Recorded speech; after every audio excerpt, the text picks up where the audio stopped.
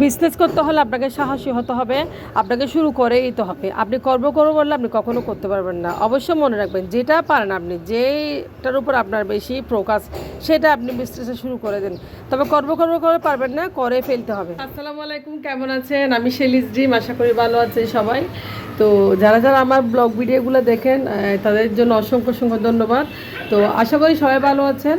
তো আমার ভিডিও দেখার সাথে সাথে একটু লাইক করে দিবেন আর চ্যানেলটি সাবস্ক্রাইব করে একটু পাশে থাকবেন। অনেক অসুস্থ ছিলাম আসলে, গতকাল থেকে একটু ভালো লাগতেছে। তো অনেক কাজ শুরু, এখন অনেক কাজ আজকে বাসা অনেক কাজ। আসলে শরীর অসুস্থ ছিল বলে কোনো কাজে করতে পারি নাই। আর আগামীকাল আমার মানে গতকাল শরীরটা একটু সুস্থ হয়েছিল, আলহামদুলিল্লাহ, সবাই দোয়া করবেন। তো আগামীকাল থেকে আমি পরোটার অর্ডার নিচ্ছি। তো আপনাদের সাথে শেয়ার করবো আগামীকাল পরোটার অর্ডার কীভাবে নেবেন, পরোটা কীভাবে ফ্রোজেন করবেন এবং পরোটা কোথায় কোথায় ডেলিভারি দিবেন, সব কিছু আপনাদের সাথে শেয়ার করব। তো যে আজকে আপনাদের সাথে একটা কথা বলবো, আসলে কথাটা হচ্ছে যে যেটাই পারেন হাতের কাজ ইউটিউবের পাশাপাশি আপনারা করেন, ইনশাল্লাহ ইনকাম করতে পারবেন। বসে থাকার কোনো দরকার নেই, কারণ ইউটিউব থেকে কখন ইনকাম করবেন সেটা কোনো সিকিউরিটি নেই, বুঝছেন? তো দোয়া করবেন, আজকে অনেক কাজ। তো বাসার কাজ শুরু করেছি। দেখেন ড্রয়িং রুমের বেসিনটা খুব ময়লা হয়ে গেছে। যদিও আমি ভাড়া বাসায় থাকি, তবে আমার পরিষ্কারটা ইম্পর্টেন্ট, কারণ আমি যেখানে থাকি সেখানে আমি খুব পরিষ্কার রাখার চেষ্টা করি। তো অসুস্থ শরীরে আসলে কাজ করতে না পারায় শরীরটাও খুব খারাপ হয়ে গেছে। তো আপুদের একটা কথা বলি, যে আপুরা আমার নাস্তা ভিডিওগুলো দেখতেছেন, আপনারা আমাকে উৎসাহিত করতেছেন, আপনাদের উদ্দেশ্যে একটা কথা বলি। আলহামদুলিল্লাহ, আমিও ছোটো থেকে বড় হয়েছি একটু একটু করে। তো আমার হাত খরচটা মোটামুটি চলে।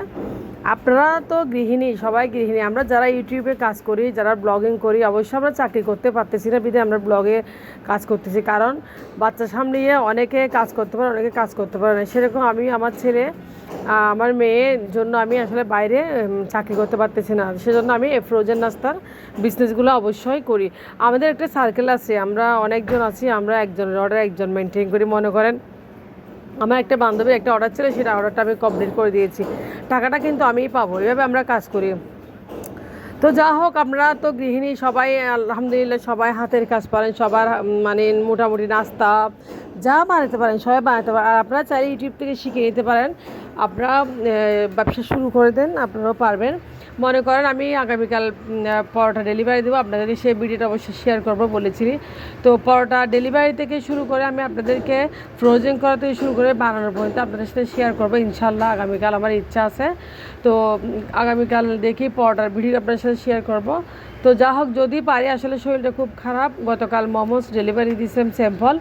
তো মোমোসটা আসলে অর্ডার কমপ্লিট হয় নাই, কারণ মোমোসের ডেলিভারি মানে মোমোস তো রেগুলার আমার অর্ডার পড়বে, সেজন্য আমি অপেক্ষা করতেছি।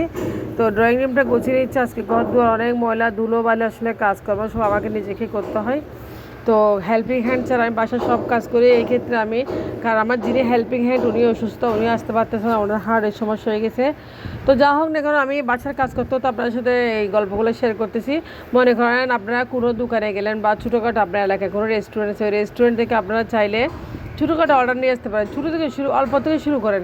আপনারা প্রথমে 20টা বানান, সিঙ্গারা, সমোসা, ফ্রোজেন হোক, তেলে ভাজা হোক, আপনারা আস্তে আস্তে পারবেন ইনশাল্লাহ। শূন্য থেকে আপনারা উঠেন, মানুষ শূন্য থেকেই ওঠে। তো শূন্য থেকে সফলতার গল্প আপনাদেরকে অনেকে আপনাদেরকে ইউটিউবে ধারণা দিয়েছে। তো যদি আপুরা পরোটা বানাতে পারেন, হ্যাঁ, আপনারা পরোটার অর্ডার নেবেন। বাসা, আপনি যে এলাকায় থাকেন ওই এলাকার বাসা বাড়িতে হয়তো বা সবাই পরোটা খায়, অন্ততপক্ষে মাসে 3-4 প্যাকেট হলেও কিনবে। এভাবে আপনি প্রত্যেকটা পরিবার থেকে পরোটা অর্ডারগুলো নিতে পারেন। প্রথমে কম দামে ছাড়বেন।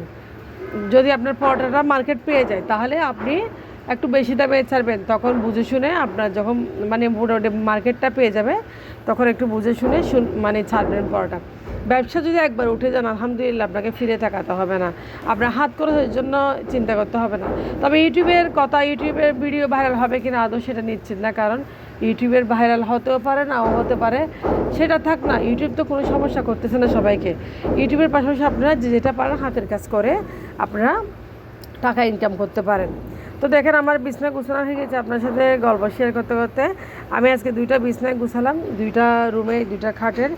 তো আমার ছেলে মেয়েও আছে আমার পাশাপাশি। আমার মেয়ে আজকে স্কুলে যায় না, মনটা বেশি খারাপ। মেয়েটা আসলে মানে ঘুম থেকে উঠে নাই, সকালবেলা অনেক ডাকাডাকির পরে। তো এদিকে আমি মেশিনে কাপড় দিয়েছি, কাপড়গুলো ধোয়া হয়ে গেছে আলহামদুলিল্লাহ। আমি আরও কিছু কাপড় দিয়েছি, এগুলো সোফার কাভার কয়েকদিন আসলে ধুতে পারে নাই। তো আজকে অনেকগুলো কাপড় দিয়েছি, আসলে দেখেন অনেকগুলো কাপড়। তো কাপড়গুলো আমি দিয়ে দিচ্ছি এখন মেশিনে। আর এদিকে আমার সোফার কাভারগুলো কতগুলো আদৌ রয়ে গেছে, কারণ আমি আসলে কাজ করতে পারি নাই, আমার শরীরটা খুব খারাপ ছিল, আমি খুব অসুস্থ ছিলাম। আসলে আমি ডায়েট করতে গিয়ে মানে কম খাবার খেতে গিয়ে নিজে অসুস্থ হয়ে পড়েছি। তো এটা ভুল করেছি, আমার মতো কেউ করবেন না।